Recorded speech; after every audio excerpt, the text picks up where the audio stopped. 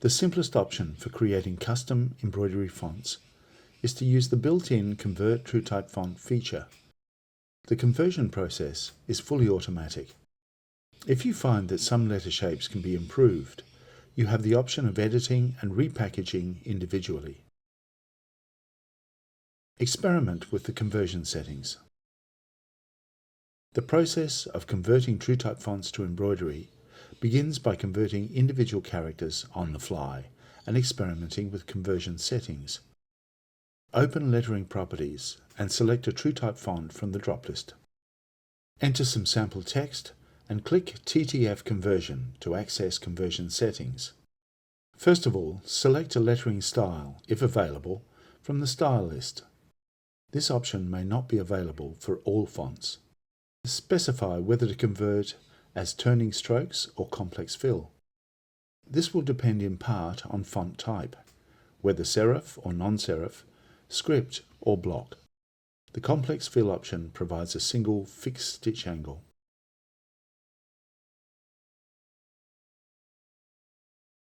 If you want stitching to follow letter contours, select turning strokes.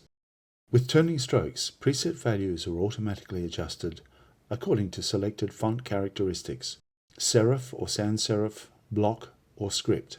Try the defaults to start with. If unsatisfied with the presets, experiment further with the settings. These are described in detail in the online help. Zoom in to study the stitching and object formation. Convert the entire TrueType font. To convert an entire TrueType font, go to Setup, Convert TrueType Font. Select the font to be converted together with the font style, regular, bold, or italic, and enter a font name if you want to override the default. Adjust conversion settings as necessary, according to prior experiments. Custom fonts are saved in ESA format to the Fonts folder within the Windows Program Data folder. Edit and repackage generated letters.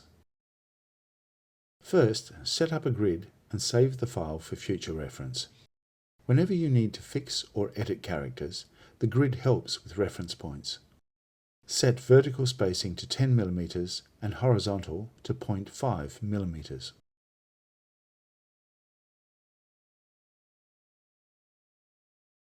Generate a sample and study the characters. You only need to generate letters that you want to edit and repackage. Note the lettering height.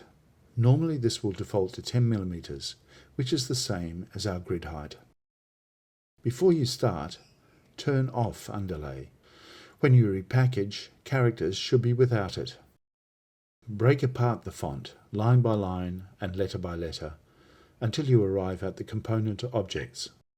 Hide other objects and zoom in to edit the letter shapes. Typically, you'll want to add or remove control points, adjust overlaps, and resequence component objects.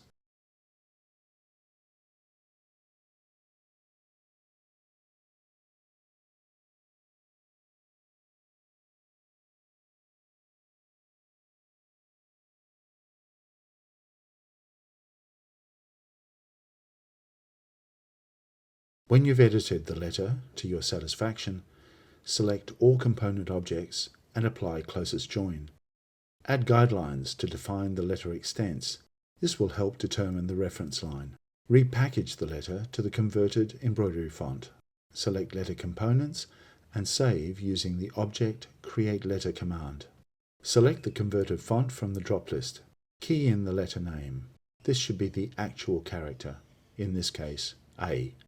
Specify a reference height. Ignore the warning and click Yes to proceed. Enter a reference line as prompted.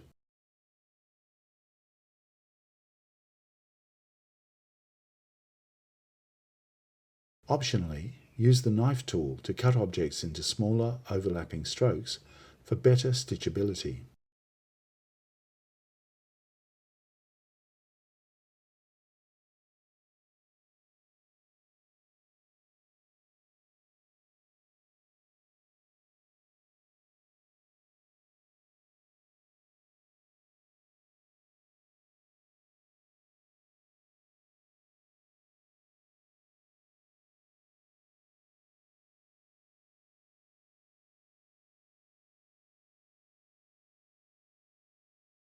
Again, select all component objects and apply closest join. Add all other modified letters to your converted TrueType font in the same way. Test the updated font and check that changes are preserved and underlay automatically added to the repackaged letters.